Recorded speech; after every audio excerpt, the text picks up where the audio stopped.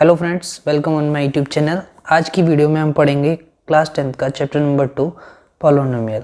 काफ़ी easy chapter है और लगभग 2 से 3 वीडियो में कंप्लीट हो जाएगा। तो आप चैनल को सब्सक्राइब कर लें ताकि आपको आने वाली वीडियोस की अपडेट मिलती रहे। स्टार्ट करते हैं वीडियो को। बस चैप्टर स्टार्ट होता है word polynomial.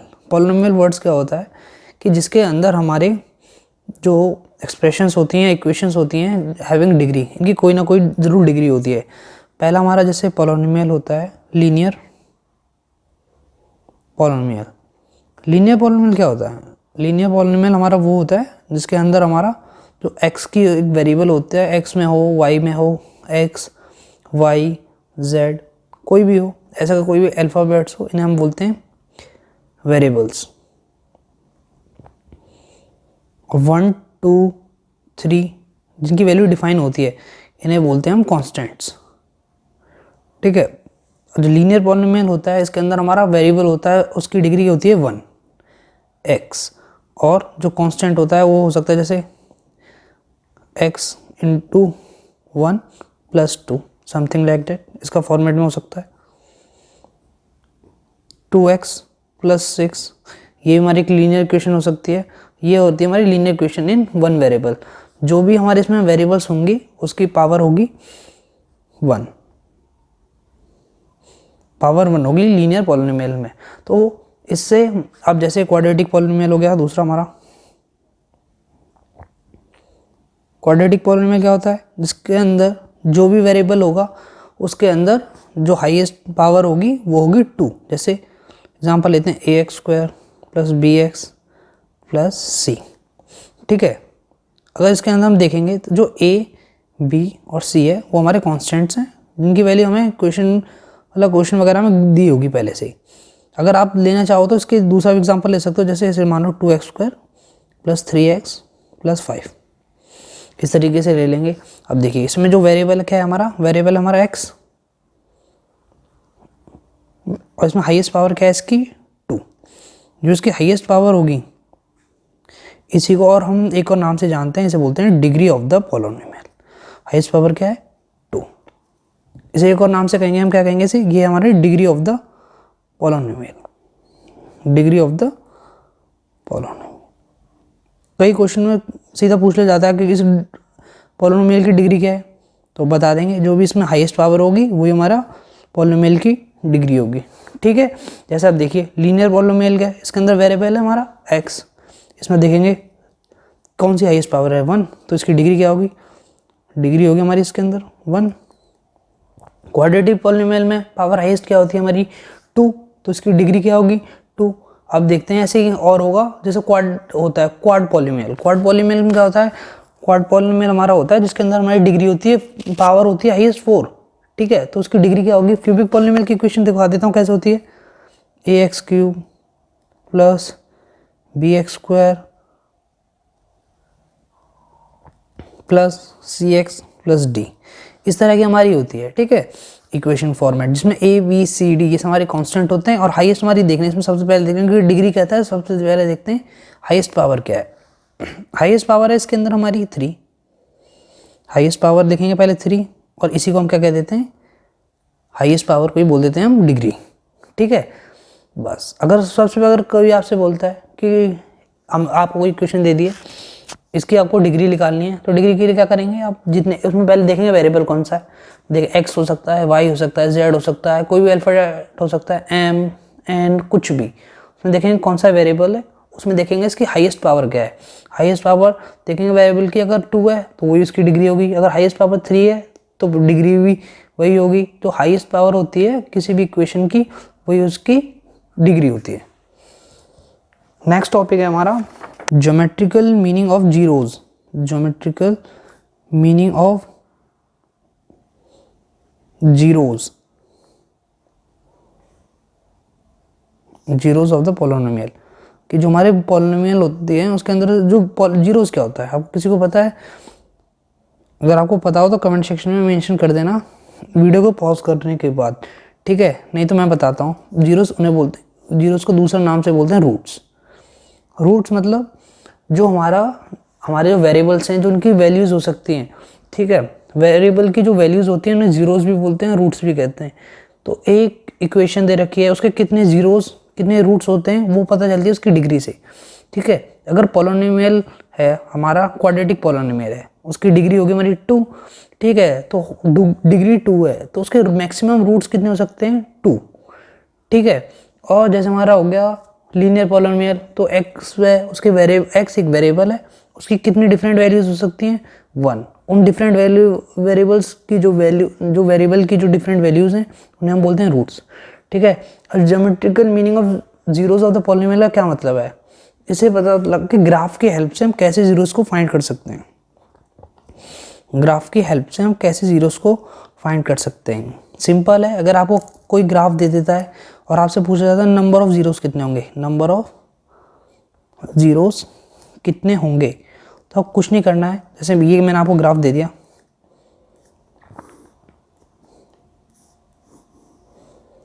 Number of zeros कितने होंगे इस ग्राफ में, तो आपको फर्स्ट ये करना है, आप अगर आपको एक्सिस, ये हमारी एक्स एक्सिस है, ये हमारी वाई एक्सिस है। सबसे पहले आपको देखना है कि ये जो ग्राफ है वो एक्स एक्सिस को कितने टाइम्स कट कर रहा है।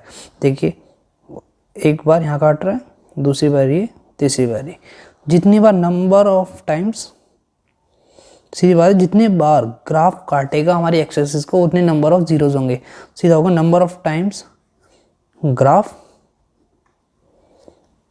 कट एक्स एक्सिस, कितनी बार एक्स एक्सिस को ग्राफ हमारा काटेगा उतनी नंबर ऑफ हमारे जीरोस होंगे। कितनी बार काट रहे हैं यहाँ पे, 3, सिंपल।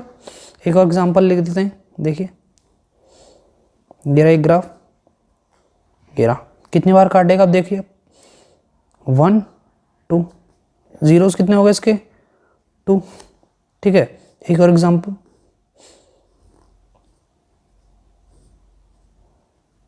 कितने नंबर ऑफ जीरोस होंगे, सोचिए एक मिनट।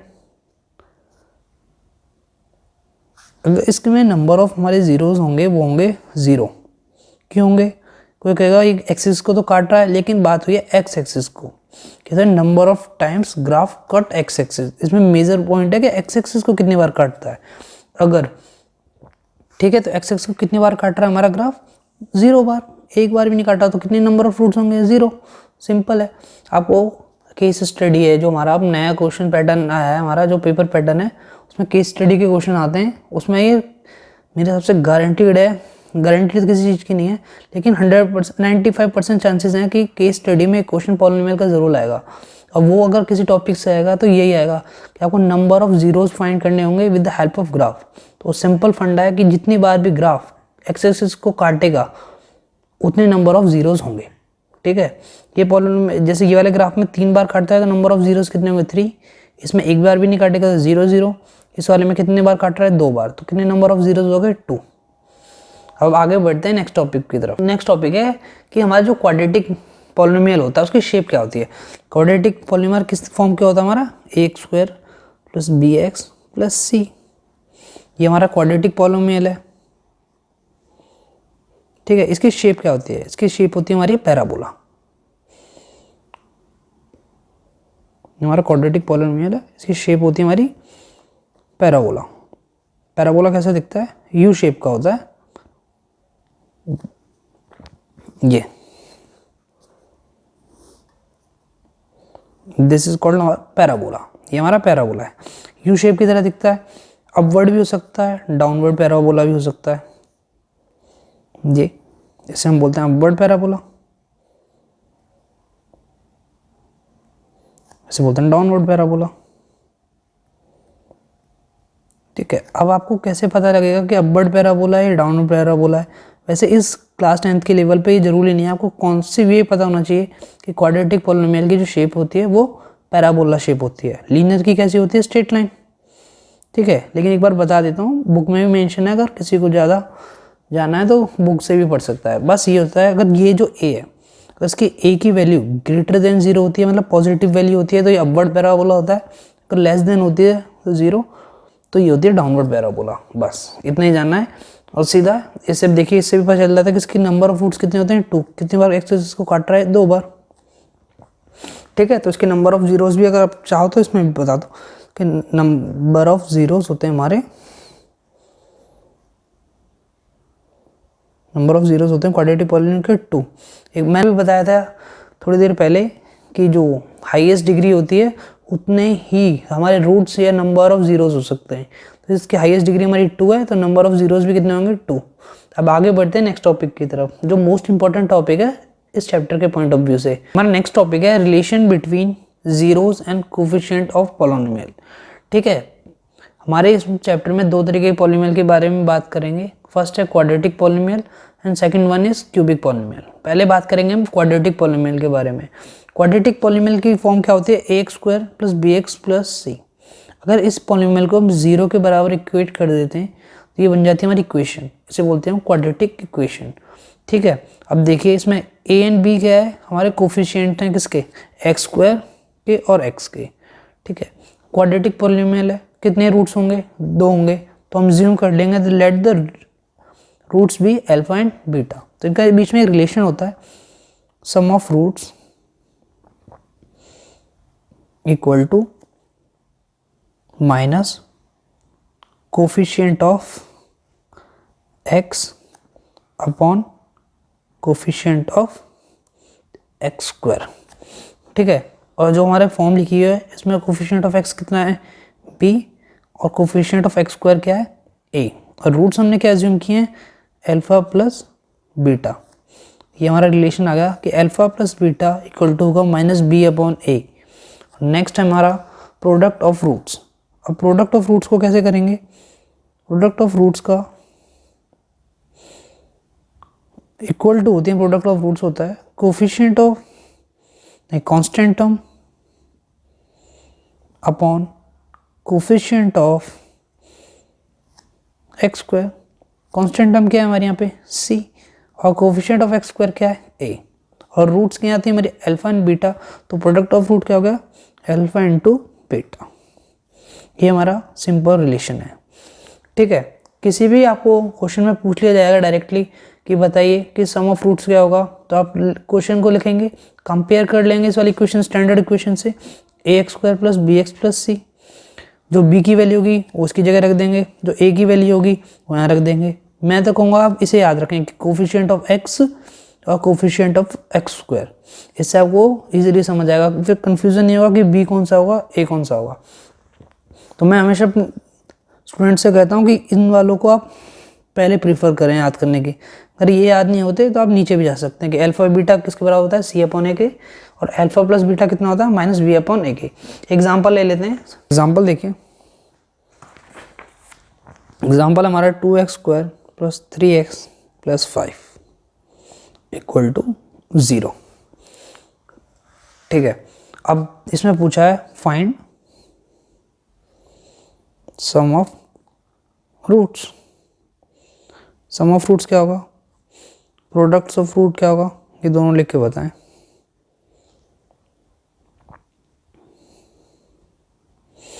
ठीक है, तो हमें पता है सम ऑफ रूट क्या होता है, सम ऑफ रूट लिखेंगे पहले अच्छे से, sum of roots equal to minus coefficient of x upon coefficient of x²। अब देखेंगे x का कोफिशिएंट कितना है, 3, और कोफिशिएंट ऑफ x² कितना है, 2। आ गया हमारा सम ऑफ रूट्स आ गया -3/2। ऐसे निकालेंगे product of roots,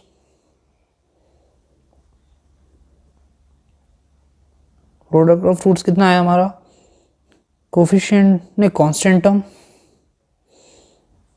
upon coefficient of x², और कांस्टेंट कितना हमारा 5, और कोफिशिएंट ऑफ x² कितना है 2।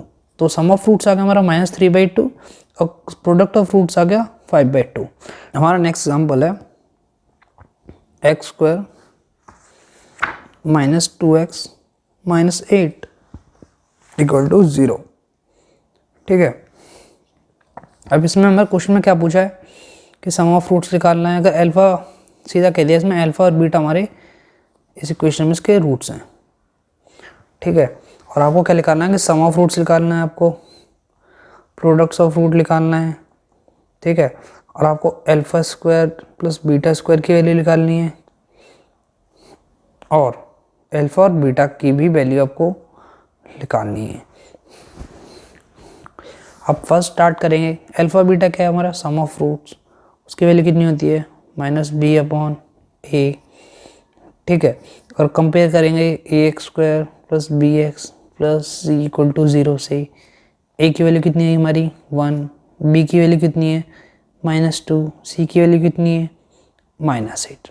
अब माइनस b की वैल्यू कितनी है -2, a की वैल्यू कितनी है हमारी 1, तो सम ऑफ रूट्स आ गया 2। प्रोडक्ट ऑफ रूट्स क्या आ गया, c/a होता है, c की वैल्यू कितनी है -8, e की वैल्यू 1, तो प्रोडक्ट ऑफ रूट आ गया हमारा 8, ठीक है। अब अल्फा और बीटा निकाल लेते हैं, इनकी रूट्स की वैल्यू निकाल लेते हैं। कैसे आएगी देखिए, फैक्टराइजेशन मेथड ही लगाएंगे, x² - 4 - 2 × x -8 = 0। इसे खोलेंगे bracket, -4x + 2x -8 = 0, x common x - 4, यहाँ से 2 कॉमन, ये आ गया x - 4 = 0। अब यहाँ से हमारा क्या बना, x - 4 और x + 2 = 0। हमारे रूट्स आ जाएंगे अब -2 और 4, हमारे रूट्स आएंगे -2, 4, ठीक है। अब इससे हम लिख लेंगे अल्फा की वैल्यू कुछ भी ले लेंगे -2, बीटा की वैल्यू ले लेंगे 4। अब इसी की हेल्प से निकाल लेंगे हम α² की वैल्यू + β² की वैल्यू।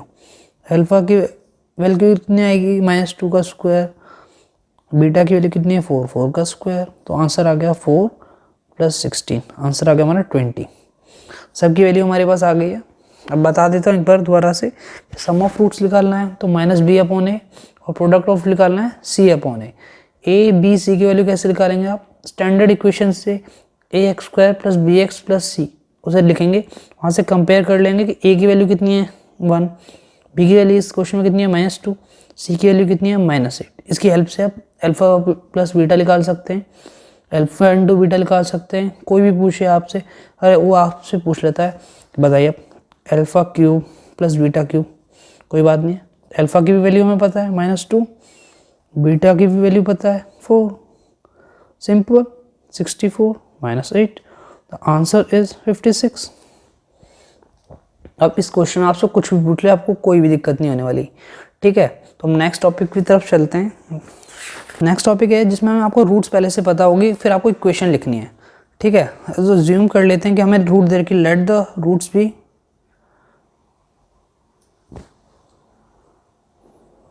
Alpha and beta. आपको अल्फा एंड बीटा 2 रूट्स दे दिए, ठीक है। अब आपसे पूछ रहा है इक्वेशन फाइंड कीजिए, आप इनके ऐसी इक्वेशन फाइंड कीजिए जिसके रूट्स अल्फा एंड बीटा होंगे। इसके लिए डायरेक्ट है हमारा फॉर्मूला, देखिए x² - sum of roots into x plus product of roots equal to 0।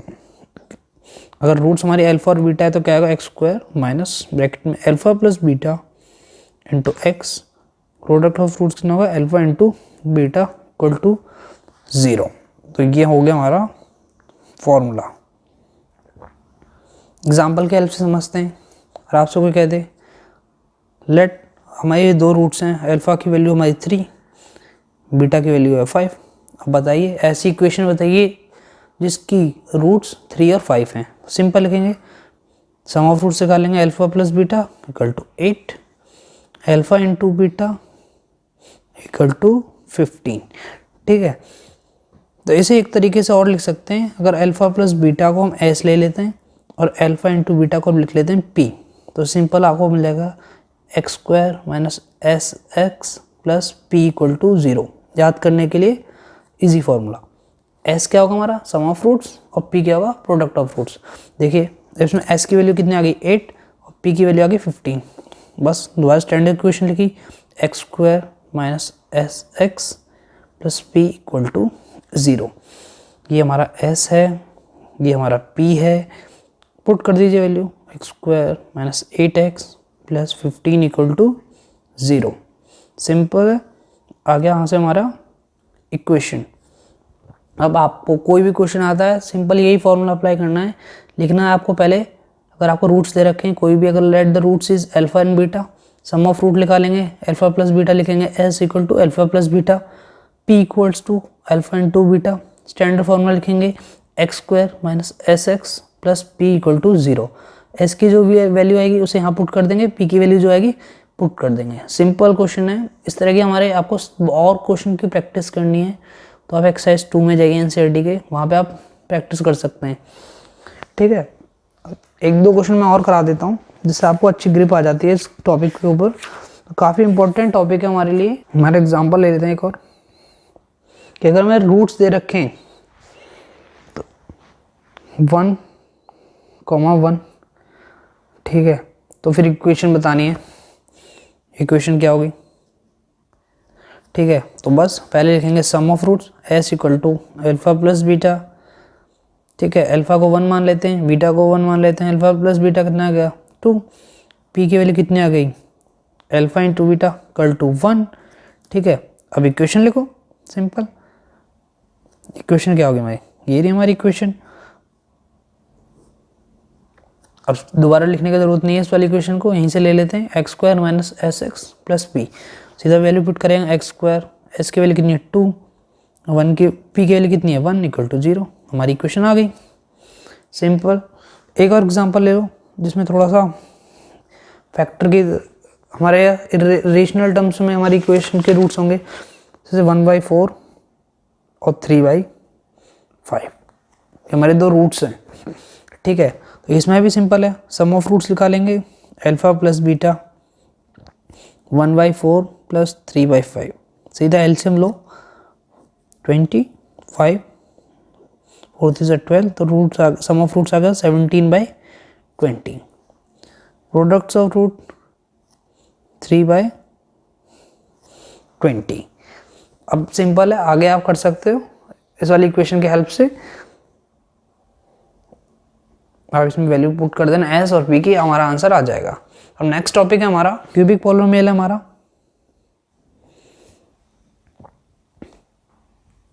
उसकी हमारी स्टैंडर्ड इक्वेशन होती है a x cube plus b x square plus c x plus d equal to 0। ठीक है, ए बी सी क्या हमारे coefficients हैं, हमारे डी क्या है? हमारा कांस्टेंट है। ठीक है, इसमें हाईएस्ट पावर क्या है? 3। वो अगर डिग्री पूछेंगे, डिग्री किसके बराबर होती है? हमारी हाईएस्ट पावर के बराबर। डिग्री कितनी हुई? 3। रूट्स किसके बराबर होते हैं? रूट्स होते हैं डिग्री के बराबर या हाईएस्ट पावर के बराबर। तो रूट्स कितने होंगे? 3। तो अज्यूम करेंगे रूट्स क्या हो गए? Alpha, beta and gamma. इसके अंदर सिर्फ सिंपल क्वेश्चन आते हैं, आपको पूछेगा सम ऑफ रूट्स क्या है, प्रोडक्ट ऑफ रूट्स क्या है। ठीक है, और प्रोडक्ट ऑफ रूट्स अगर हम दो दो करके पेयर में हम रूट्स लेते हैं तो उनका प्रोडक्ट का सम क्या आएगा? तो फर्स्ट रिलेशन आता है सम ऑफ रूट्स, इसका हमारा इक्वल टू होता है ये coefficient minus coefficient of x square upon coefficient of x cube, that is equal to minus b upon a. Same उसी की तरह जो हमारे क्वाड्रेटिक पॉलिनोमियल में था। अब देखिए उसके बाद है कि दो रूट्स को प्रोडक्ट करके उनका सम कितना हुआ।